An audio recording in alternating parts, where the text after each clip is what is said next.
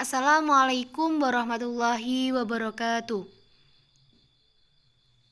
Kami dari kelompok 1 mata kuliah hukum pidana yang beranggotakan Andri Yurinta, saya sendiri, NIM 1021800004 dan teman saya Nur Alifa Mukhtar, NIM 1021800022. Kami akan membahas mengenai pengertian dan ruang lingkup hukum pidana.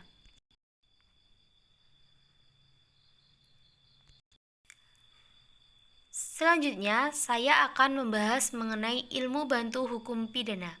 Sebelum membahas lebih dalam mengenai ilmu bantu hukum pidana, alangkah baiknya kita mengetahui mengapa kita perlu memahami mengenai ilmu bantu hukum pidana. Seperti kita tahu, dapat dilihat dari aspek teoristik dan juga praktik, penerapan ilmu-ilmu pembantu hukum pidana itu sangatlah penting.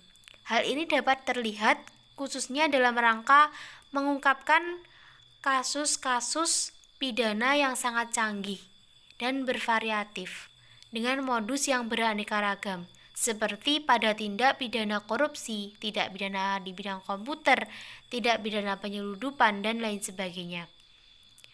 Tidaklah cukup hanya bersandarkan pada penguasaan hukum pidana dan hukum acara pidana saja.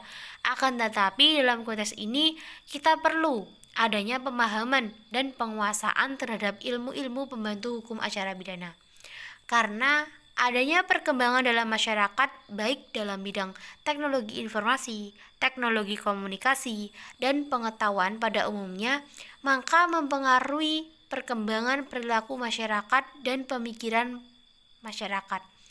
Dikaitkan dengan tindakan pidana, maka akan mempengaruhi atau menyebabkan meningkatnya kualitas dan mutu dari tindak pidana itu sendiri, yang mana mengakibatkan banyak kasus pidana yang tidak dapat diselesaikan dengan baik dan tuntas. Oleh sebab itu, maka dibutuhkanlah disiplin ilmu, sehingga upaya dalam menuntaskan dan menyelesaikan hukum pidana itu dapat berjalan sesuai yang diharapkan oleh masyarakat. Nah, ilmu bantu hukum pidana itu dibagi menjadi 4. Yang pertama yaitu kriminologi, yaitu ilmu ini mempelajari seluk-beluk tentang kejahatan, baik sebab dan latar belakang kejahatan maupun mengenai bentuk-bentuk kejahatan. Nah, jadi kriminologi ini membahas mengenai latar belakang apa yang menyebabkan pelaku itu melakukan kejahatan, sehingga hal ini sangat mempermudah hakim dalam memutuskan putusannya agar tidak salah dalam mengambil keputusan, karena sudah melihat apa latar belakang dari kejahatan tersebut dan juga akibatnya dan akibat yang dialami oleh masyarakat atas perbuatan pelaku tersebut. Nah, selanjutnya yaitu psikologi dan psikiatri. Nah, kalau psikologi ini, ilmu ini dapat berguna dalam menyentuh persoalan-persoalan kejiwaan tersangka. Hal ini sangat membantu penyidik dalam proses interogasi. Dengan pendekatan secara psikologi, diharapkan para saksi dan juga terdakwa dalam memberikan keterangan dengan bebas tanpa ada rasa takut, tekanan yang dapat mempengaruhi nilai kesaksiannya, serta mau dan bersedia menerangkan peristiwa yang sebenar-benarnya terjadi. Nah, begitu pula halnya dengan pengetahuan psikiatri. Dalam menentukan kebenaran material, maka tidak selalu yang disidik, dituntut, dan diadili adalah manusia normal, tapi juga acap kali ditemukan hal-hal yang abnormal. Selanjutnya yaitu viktimologi. Ini merupakan pengetahuan yang mempelajari mengenai korban kejahatan.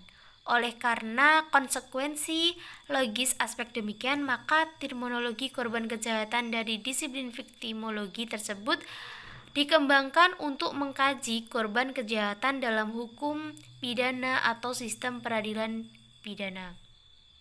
Jadi, kalau viktimologi ini lebih pada mengacu mempelajari tentang korban kejahatannya. Bisa dilihat apa yang dialami korban tersebut setelah kejadian kejahatan ini. Nah, ilmu ini lebih memahami tentang hal tersebut. Kemudian kriminalistik. Ini adalah sangat berguna bagi proses pembuktian, terutama dalam melakukan penilaian fakta-fakta yang terungkap dalam sidang, dan dengan ilmu ini maka dapat dikonstruksikan dengan sistematika yang baik sehingga proses pembuktian akan lebih dapat dipertanggungjawabkan. Ilmu ini yang banyak dipakai adalah ilmu tentang sidik jari, jejak kaki, kemudian ilmu racun, dan sebagainya. Ilmu ini juga berguna dalam menilai fakta. Fakta-fakta yang ditemukan oleh hakim itu harus dapat dikonstruksikan sebelum ia menjatuhkan sebuah putusan. Selanjutnya yaitu mengenai fungsi hukum pidana. Fungsi hukum pidana dibagi menjadi dua, yaitu fungsi umum dan fungsi khusus. Fungsi umum hukum pidana yaitu untuk mengatur hidup masyarakat dan menyelenggarakan tata dalam masyarakat. Kemudian fungsi khusus hukum pidana adalah untuk melindungi kepentingan hukum terhadap perbuatan yang tidak baik. Selanjutnya yaitu tentang sanksi pidana dan tindakan. Sanksi pidana adalah sanksi yang kejam karena bisa mengenai harta benda, kehormatan, dan bahkan nyawa seseorang.